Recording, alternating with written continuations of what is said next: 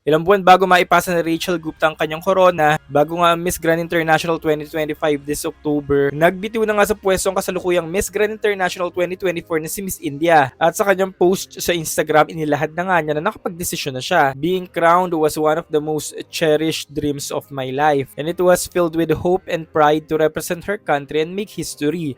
However, the months following her crowning have been marked by broken promises, mistreatment, and a toxic environment na hindi na niya daw kaya i-endure in silence. What is the meaning of this? The decision was not made lightly. In the coming days, I will be releasing a full video sharing the details behind this difficult journey. Seems that MGI lost the gem that they had. So Rachel Gupta asked for our compassion, open hearts, and continued support. So mukhang may anomalya nga talaga, but anyway, kung ano man nangyari, we still love you, Queen. At ngayong nagbitaw na nga sa pwesto si Rachel, ibig bang sabihin si CJ Opiaza na ang papalit sa kanya? Ibibigay nga ba ni Uncle ngayon ng corona sa Pinas or duties lang ipapasa niya kay CJ? Ayan ang aabangan natin sa mga susunod na araw.